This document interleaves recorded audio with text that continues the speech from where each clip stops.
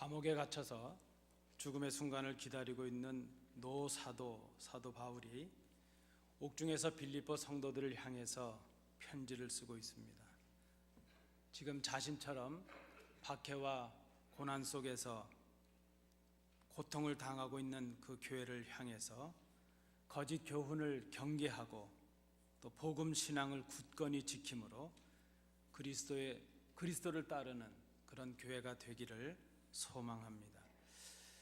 바울에게 있어서 이 빌립보 교회는 특별한 교회입니다. 사도 바울이 2차 전도여행을 할 때에 유럽을 처음으로 전도하면서 유럽 전도의 첫 열매였던 교회가 바로 빌립보 교회였습니다. 그런데 지금 이 사도 바울이 그 빌립보 교회를 향한 간절한 마음은 있지만 할 수 있는 일이 아무것도 없습니다. 찾아갈 수도 없고 자기의 힘과 능력으로 무엇을 할 수도 없는 그런 처지가 되었습니다. 아무것도 할 수 없는 이 안타까움에 그저 사도 바울은 지금 눈물을 머금고 교회를 향해서 이 편지를 보내고 있습니다. 한편으로 생각해 보면 아마 우리가 연대를 추정해 본다면 사도 바울이 지금 갇혀 있는 이 감옥이 로마의 옥중이라고 보통 우리가 생각을 하고 그것이 60년 초반이 되었을 것이라 생각을 한다면 이 빌립보 교회가 세워진 지도 10년, 15년 정도가 지났을 것이라 추정을 해볼 수 있습니다. 그렇다면 이제 이 빌립보 교회는 자신들의 문제는 그저 스스로 감당할 수 있는 그런 교회가 되었다 이렇게 생각해 볼 수도 있습니다. 그리고 사도 바울 자신에게 주어졌던 그 복음 전도의 사명도 이제는 다 완수한 것처럼 그렇게 생각이 들 수도 있습니다. 우리가 소위 말하는 대로 이만큼 했으면 할 만큼 하지 않았는가 그렇게 생각해 볼 수 있는 사도 바울의 입장입니다. 이제 이 정도 되었다면 그는 나이도 많아졌고 또 많은 수고도 이미 했고 그의 열정과 그의 열심이 이제는 식을 때도 되었다 생각이 됩니다. 그의 인생도 끝나가고 있습니다. 죽음의 그림자가 점점 다가오고 있습니다. 그 사도 바울을 둘러싸고 있는 환경과 조건이 낙심할 수밖에 없는 그런 모습들입니다. 그런데 오늘 본문을 시작하면서 사도 바울은 이렇게 선언을 하고 있습니다. 12절입니다. 내가 이미 얻었다 함도 아니요 온전히 이루었다 함도 아니라 오직 내가 그리스도 예수께 잡힌 바 된 그것을 잡으려고 달려가노라. 내 삶은 아직 끝나지 않았다 하는 것이죠. 내 사명은 아직 끝나지 않았다. 지금 언제 다가올지 모를, 언제 닥칠지 모를 그 죽음을 앞에 두고 죽음도 넘볼 수 없는 용기와 열정을 사도 바울은 보여주고 있습니다. 우리가 오늘 이 본문을 상고하는 이유가 여기에 있습니다. 도대체 그 무엇이 사도 바울로 하여금 이런 열정의 사도가 되게 하고 있는가 하는 것입니다. 오늘 본문을 통해서 우리가 세 가지로 정리를 해봅니다. 첫 번째는 12절, 13절, 15절, 16절 말씀을 우리가 참고해 볼 때에 그 이유를 이렇게 찾을 수 있겠습니다. 그는 은혜를 아는 사람이었다 하는 것입니다.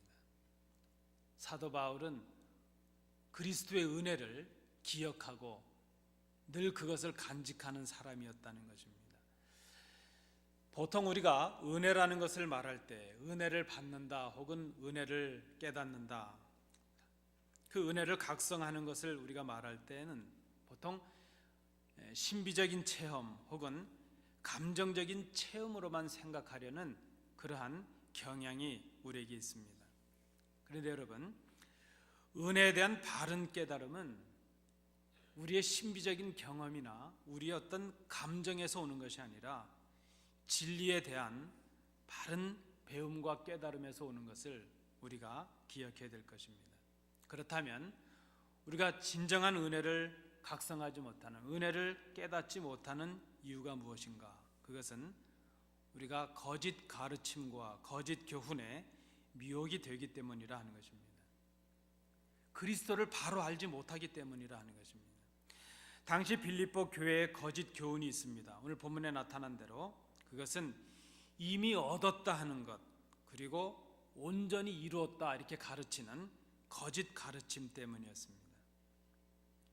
내가 이미 얻었고 내가 이미 온전해졌다 하는 이 교훈은 복음적인 교훈이 아니라 율법주의적인 거짓 교훈이었다는 것입니다. 이것은 그리스도를 믿음으로 말미암아 의로 여김을 받는다는 그런 복음적인 가르침을 전면적으로 부정하는 것입니다. 여러분, 믿는 우리들이 갖는 의의는 무엇입니까? 우리가 의롭게 되는 것은 오직 믿음으로 말미암아 하나님께로부터 난 의라는 것입니다. 그것은 우리의 수고나 우리의 공로로 얻어지는 것이 아닙니다. 또한 우리가 이룰 수 있는 것도 아닌 것입니다.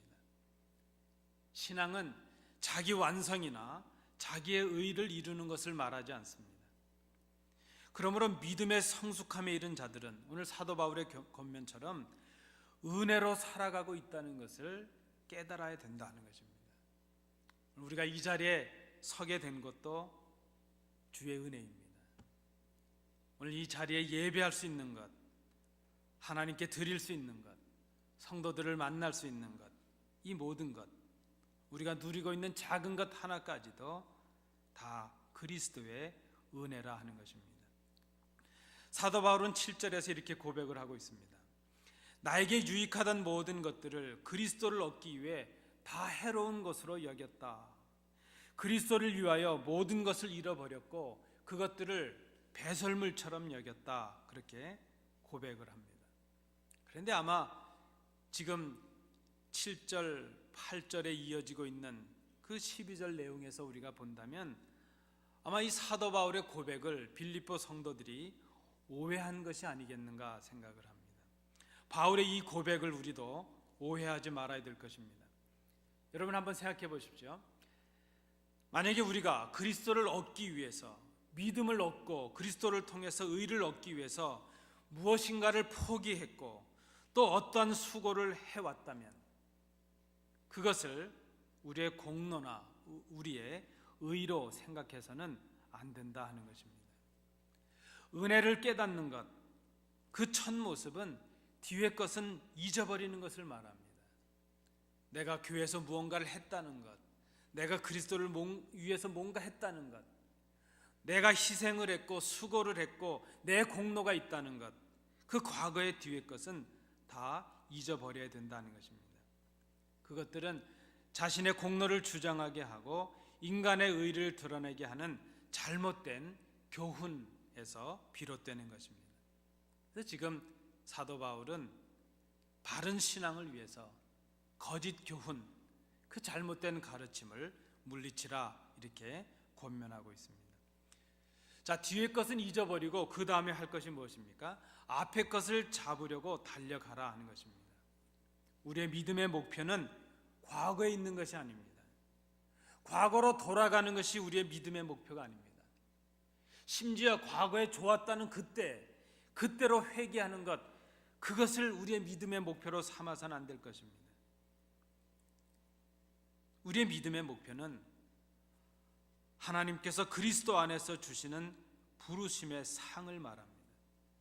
그것은 우리의 의를 드러내는 것이 아니라 그리스도의 의를 드러내는 것을 말합니다. 여러분, 우리가 사도 바울처럼 우리의 환경을 넘어서고 우리의 연로함을 넘어서고 우리의 열악한 조건들을 넘어서는 신앙의 열정적인 사람들이 되기를 소망하신다면 그리스도의 은혜를 우리가 기억하는 사람들이 되어야 될 것입니다. 나의 나 된 것이 그리스도의 은혜입니다. 내가 무엇인가를 수고했다면 수고하게 하신 하나님의 은혜가 있었습니다. 내가 무엇인가를 이루었다면 이루게 하신 하나님의 은혜였음을 우리가 기억해야 될 것입니다. 은혜를 기억할 수 있는 사람, 은혜를 늘 간직하는 사람, 그는 중단하지 않는 열정의 사람이 될 수 있다는 것입니다. 두 번째, 무엇이 사도 바울로 하여금 이렇게 열정의 사람이 되게 했을까? 그 두 번째는 17절, 18절, 19절 말씀입니다. 이번엔 저를 한번 따라해 주시겠습니까? 바울은 본을 남기는 사람이었다. 감사합니다. 여러분, 내가 누구를 본받는다 이렇게 말하는 것은 어떤 면에서 쉽습니다.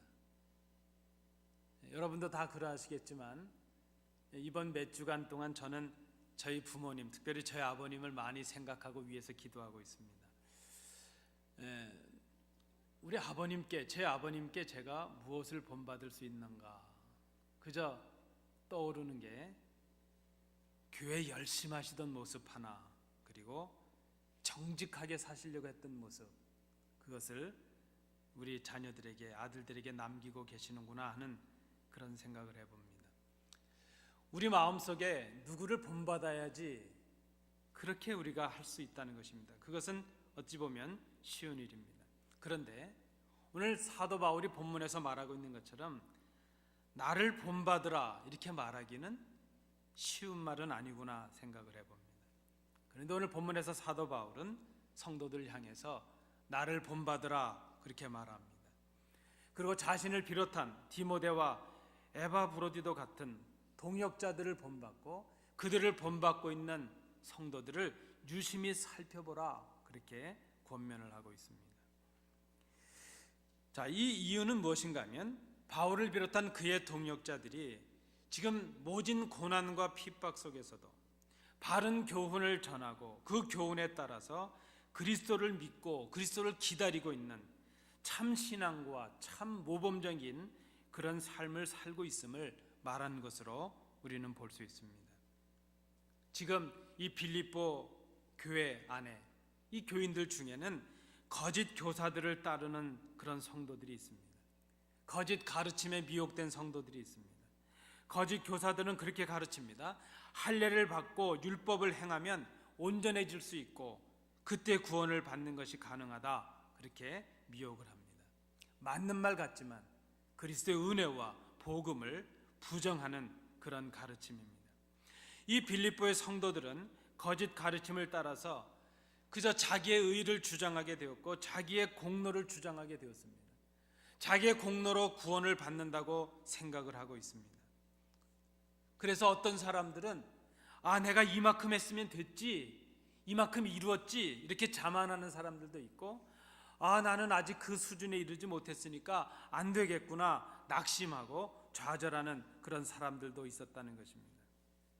그런데 여러분, 오늘 사도 바울은 이 본문을 통해서 자신의 공로나 자신의 능력을 본받으라 이렇게 말하고 있는 것이 아닙니다.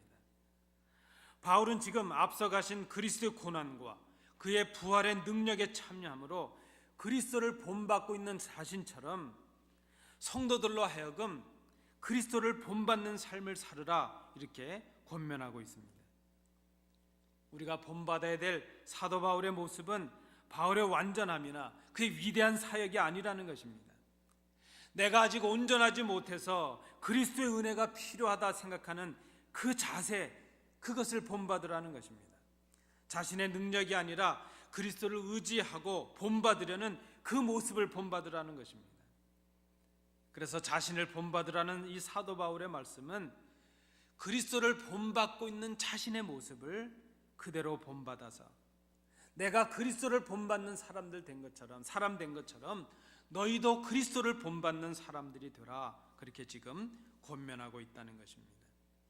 그런데 여러분, 이 거짓 교사들은 성도들로 하여금 그리스도를 본받고 참된 생명을 누리는 그 길을 막고 있는 사람들입니다. 성도들로 하여금 그리스도의 적대자로 만들려고 합니다. 그리스도를 본받지 않는 것은 그리스도의 적이 되는 것이 되기 때문입니다. 그리스도의 은혜를 저버리고 자신의 의로 구원을 받겠다고 생각하는 것, 그것이 그리스도의 은혜를 거절하는 그리스도의 적대자가 되는 것이기 때문입니다. 여러분, 우리가 기억해야 될 것입니다. 할례를 행한다는 것, 어떤 날을 지키고 뭔가 의식에 참여했다는 것, 우리의 종교적인 열심이나 우리의 봉사의 수고나 우리가 지금까지 해왔던 어떤 섬김의 모습들, 그것들이 우리의 구원의 조건이 될 수 없다는 것입니다. 우리가 거듭해온 교회 경륜과 신앙적 경험들이 우리를 구원에 이르게 하는 것이 아니라는 것입니다. 오늘 사도 바울이 주장하고 있는 참 복음의 가르침, 참 교사의 목적은 성도들이 그리스도를 통해서 그리스도께서 주신 생명을 얻는 데 있습니다. 그러나 거짓 교사들은 자신들의 욕심을 채우는 데 목적이 있습니다. 그들은 하늘의 신령한 것이 아닌 곧 사라져 버릴 땅의 것들을 추구하는 사람들이라 사도 바울은 지적합니다. 그들의 마지막 모습이 무엇입니까? 그들의 마지막 모습은 멸망이라고 그랬습니다. 그리고 그들이 뭔가 지금 영광을 구하고 있지만 그들이 구하고 있는 영광의 마지막은 그들의 부끄러움이 될 것이라 말합니다. 오늘 이 편지를 통해서 사도 바울은 교회를 위하여, 복음을 위하여, 진리를 위하여 눈물로 호소하고 있습니다. 교회의 불신앙과 미혹당함에 대하여 슬퍼하며 아파하며 그 안타까운 심정으로 이 편지를 쓰고 있습니다. 여러분, 오늘 이 아침에 이런 생각을 해봅니다. 여러분들의 기억 속에 남겨져 있는, 우리에게 남겨져 있는 본받을 신앙과 삶의 그런 믿음과 삶을 보여주신 선배들이 우리 속에 간직되고 있는가 하는 것입니다. 아니, 우리가 우리의 후배와 후대들에게 나를 본받으라 할 수 있는 그런 믿음과 삶을 오늘 우리가 살아내고 있는가 하는 것입니다. 오늘 우리가 내뱉는 말 한마디 하나하나, 우리의 행동 하나하나가 긍정적이건 부정적이건 간에 우리의 후대들과 성도들의 기억 속에 남게 될 것이고, 그것이 어떤 의미에서든지 하나의 본으로 기억되고 있다는 것을 우리가 생각해야 될 것입니다. 신앙과 삶의 본을 남기는 사람, 아름다운 본을 남길 수 있는 사람, 그리고 내가 그리스도를 본받는 자 된 것처럼 너희도 그리스도를 본받는 자가 되라, 이렇게 권면할 수 있는 우리 신앙의 본을 남기는 성도들, 그들은 참으로 식지 않는 열정의 사람이라 말할 수 있을 것입니다. 사도 바울이 그런 모습을 보여주었습니다. 마지막 세 번째로 사도 바울은 어떻게 식지 않는 믿음의 용사가 될 수 있었을까? 오늘 14절, 20절, 21절 말씀을 통해서 이런 제목을 붙여봅니다. 사도 바울은 표대를 향해 달려가는 사람이었다 말할 수 있습니다. 이 마지막 때를 살아가는 우리에게 실수가 있다면 바로 이것입니다. 하나는 내가 이미 온전해졌다 이렇게 생각하는 실수입니다. 내가 온전하다고 생각하게 되면 사실 그것은 잘못된 것입니다. 왜 그런가 하면 우리는 아직 완성된 삶을 살 수 없기 때문입니다. 우리의 인격과 우리의 신앙의 격에 있어서 우리는 아직 완성된 모습을 가질 수가 없습니다. 우리의 믿음과 사랑과 소망과 우리의 봉사도 단지 온전함을 향해 가고 있을 뿐입니다. 우리가 범하게 되는 또 하나의 실수가 있는데, 그것은 또 다른 면에서 이제 실패했다고 생각하고 이제 끝이라고 생각하는 그런 모습입니다. 이 양극의 두 모습이 다 우리가 범하는 큰 실수의 모습들입니다. 우리는 너무나도 자주 지금 부족함을 바라보면서 실패했다고 낙심할 때가 많이 있습니다. 절망할 때가 많이 있습니다. 가정을 바라보며, 기업을 바라보며, 교회를 바라보며, 이 땅을 바라보며 그저 낙심하고 절망할 때가 있습니다. 끝이 되었다, 이제는 길이 없다, 마지막이다, 이렇게 생각하기 때문입니다. 그런데 오늘 사도 바울의 이 말씀을 통해서 본다면 지금은 낙심할 때가 아니라 하는 것입니다. 왜 그런가 하면 아직 끝이 아니기 때문입니다. 우리는 여전히 끝을 향해 달려가고 있을 뿐입니다. 표대를 향해 달려가는 사람들, 그들이 바로 그리스도인이요, 그들이 바로 신앙인들입니다. 바울의 삶은 그리스도의 십자가를 따르는 삶이었습니다. 그는 그리스도를 따르기 위해서 거추장스러운 것들은 버려버렸습니다. 버릴 것은 버렸고 고난도 받았습니다. 그의 표대는 하늘의 시민권이었고 다시 오실 그리스도였습니다. 그리스도가 부르신 부름의 상이 그의 삶의 목적이 되었습니다. 그는 온통 그리스도를 기다리는 사람이었습니다. 그의 환경은 끝난 것 같습니다. 죽음은 다가오고 있고 자기가 할 수 있는 것은 아무것도 없습니다. 그러나 그는 모든 사람이 끝이라고 생각하고 있는 그 순간에도 아직 끝이 아니라는 것을 그는 알고 있습니다. 여러분, 우리의 환경이 열악해지는 것, 그것이 끝이 아니라는 것입니다. 진정한 끝은 주님께서 오시는 것, 그것이 바로 끝입니다. 바울은 그런 의미에서 다시 오실 주님을, 그리스도를 기다리는 사람이었습니다. 바울은 말씀드린 대로 지금 죽음의 위기 가운데서 부활하신 주님을 소망하며 바라보며 다시 오실 주님을 기다리고 있습니다. 그리스도를 기다리고 믿음으로 고난에 참여하며 인내한 성도들을 위하여 영광으로 오실 그 주님, 영광을 예배하며 오실 그 주님을 소망 중에 바라보고 있습니다. 오늘 본문도 그렇게 말씀하고 있습니다. 그리스도는 만물이 복종하는 권세로 믿음으로 하늘의 시민권을 가진 성도들을 당신의 영광의 몸의 형체와 같이 변화하게 하실 것이라 말씀합니다. 이것이 사도 바울의 사는 목표였고 표대였고 목적이 되었습니다. 그래서 지금 성도들을 향해서 너희도 이런 마음으로 살으라 권면하고 있습니다. 우리는 그리스도를 아는 것, 그를 얻는 것, 그 안에서 발견되는 것, 그의 생명을 온전히 얻음을 위해서 달려가는 사람들입니다. 아직 우리는 과정 가운데 있습니다. 아직 끝이 아닙니다. 아직 우리는 그리스도의 장성한 분량에 이르지 못했습니다. 우리를 붙잡으신 그리스도를 우리도 잡으려고 쫓아가고 있는 그 경주의 여정 속에 있는 사람들이 바로 우리라는 것을 기억해야 될 것입니다. 캘리포니아에 가시면 LA 북쪽에 앤텔로 밸리라는 곳이 있습니다. 저는 한번 가본 적이 있습니다. 제가 꽃 이름은 기억나지 않지만 그 지역에 미국에서도 유명한 꽃이 피는 축제가 있는 그런 지역이기도 합니다.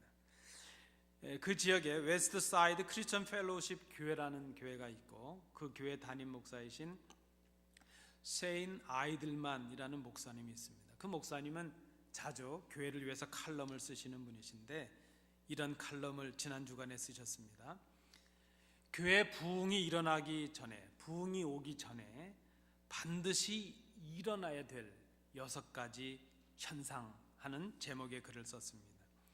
교회가 부흥하길 원한다면 이런 일들이 먼저 있어야 된다는 것이죠. 그리고 6가지를 언급을 했습니다. 첫 번째는 진리의 말씀이 절실하다는 것을 교회가 깨달아야 된다. 두 번째는 사랑의 실천이 절실하다는 것을 인정해야 된다. 세 번째는 성도들의 삶이 성결해야 된다는 것을 인정해야 된다. 그리고 네 번째는 기도가 절실하다는 것을 깨달아야 된다. 다섯 번째는 교회가 능력이 절실하다는 것을 인정해야 된다. 그리고 마지막 6번째, 이것이 저의 관심을 끌었습니다. 그것은 그리스도가 절실하다는 것을 깨닫고 인정해야 된다는 것입니다. 여러분, 믿는 우리가, 교회를 구성하고 있는 우리가 그리스도가 절실하다는 것을 새삼 말해야 될 필요가 있겠습니까? 그런데 여러분, 이 아침에 솔직하게 우리가 생각해 봐야 될 것입니다. 여러분, 그리스도가 절실하다는 것을 인정하고 계신가요? 나에게 진정 그리스도가 필요하다는 것을 여러분 그렇게 깨닫고 계시냐 하는 그런 말입니다. 주님께서 친히 말씀하셨습니다.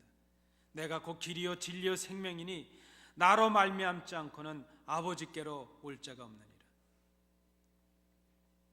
나를 믿는 자는 성경에 이른 것 같이 그 배에서 생수의 강이 흘러나오리라. 우리의 생명의 길이, 우리의 풍성의 길이 그리스도께 있음에도 불구하고 우리는 그리스도를 잃어버리고 있지 않는가 하는 것입니다. 사순절을 지나고 있습니다. 고난받으시고 부활하신 그 주님을 깊이 묵상하는 그런 시기입니다. 이 아침에 이 시대 우리가 속하고 있는 이 땅의 교회들의 모습을 정직하게 고백해야 될 것입니다. 이 시대 성도라 자칭 교인된 우리들의 모습을 정직하게 고백할 수 있어야 될 것입니다. 그리스도가 없는 교회, 그리스도께 드려지지 않는 예배, 그리스도가 없는 봉사, 그리스도를 따르지 않는 교인들, 그리스도를 믿지 않는 교인들. 여러분, 나는 오늘 이 순간 무엇을 믿고 있는가 하는 것이죠. 여러분, 도대체 누구를 따르고 계십니까? 그리스도 없이 살아가는 우리가 다시 그리스도를 모시는 것이 진정한 부흥인 것을 이 아침에 깨달아야 될 것입니다. 그리스도의 뜻을 행하지 않는 교회가 다시 그리스도의 뜻에 순종하는 것이 부흥입니다. 그리스도의 사랑의 명령을 외면한 성도들이 다시 그리스도의 사랑을 가지고 이웃 앞에 실천하는 것, 그것이 바로 부흥입니다. 그리스도를 소망하지 아니하고 그리스도를 기다리지 않는 교회가 다시 그리스도를 간절히 기다리는 것, 그것이 진정한 부흥일 수 있습니다. 그리고 이 부흥은 그리스도께로 돌아가는 우리의 각자의 심령을 통해서 이루어질 수 있다는 것입니다.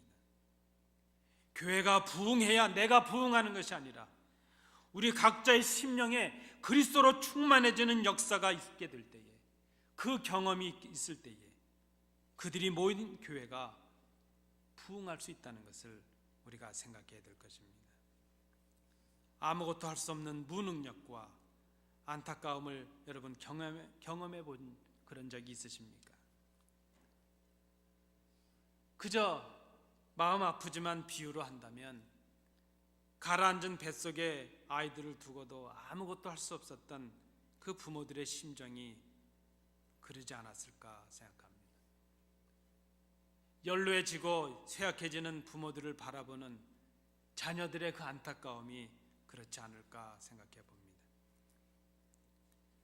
불치의 질병으로 시한부 선고를 받은 가족을 그저 바라볼 수밖에 없는 그 가족들의 심정이 그렇지 않을까 생각합니다. 여러분, 우리는 이런 심정, 이런 안타까움, 이런 무능력을 너무나도 자주 이 땅에서 경험하며 살아가고 있습니다. 그런데 여러분, 그리스도인이라면, 그리스도인은 비록 지금 우리의 힘과 능력으로 아무것도 할 수 없다 할지라도, 비록 죽음의 위기가 우리 가운데 닥쳐오고 있다 할지라도 우리는 땅을 바라보며 낙심하지 않습니다. 우리는 그 죽음의 위기 가운데서도, 그 열악한 환경 가운데서도, 낙심할 수밖에 없는 그 조건 속에서도 죽음 너머에 하늘을 바라보는 사람들이기 때문입니다. 이 땅에 살지만 우리는 영원한 본향 하나님의 나라를 바라봅니다. 진정한 신앙이라고 하는 것은 그리스도를 바라보며 소망을 갖는 것입니다. 그것은 그리스도를 믿는 것입니다. 그의 뜻대로 사는 것입니다. 그의 약속대로 다시 오신다는 것을 기다리는 삶을 말합니다. 그래서 예수를 믿는다는 것은 감정의 문제가 아니라, 감격의 문제가 아니라, 신비한 경험으로 끝나는 것이 아니라 오늘을 의미 있게 살아내는 삶을 말하는 것입니다. 그리스도를 기다리는 우리에게 그리스도의 영광이 예비되어 있습니다. 영광으로 주님께서 우리에게 임하시기 때문입니다. 주님의 은혜를 기억하는 사람, 믿음의 본을 남기는 사람, 주님을 향해 달려가는 사람, 그가 바로 그리스도를 기다리는 사람입니다. 사도 바울이 우리에게 보여준 신앙인의 모습이요, 그리스도께서 우리에게 보여주신 우리가 걸어가야 될 신앙인의 모습입니다. 이 사순절의 기간 동안 그리스도를 기다리시는 우리 성도들 되시기 바랍니다. 기도합니다. 은혜로우신 아버지 하나님, 주님의 은혜를 기억하는 저희들이 되게 하옵소서. 믿음의 본을 남기는 저희들이 되게 하옵소서. 주님을 향해 달려가는 저희들이 되게 하옵소서. 진정으로 그리스도를 기다리는 저희들이 되게 하옵소서. 예수님 이름으로 기도하옵나이다.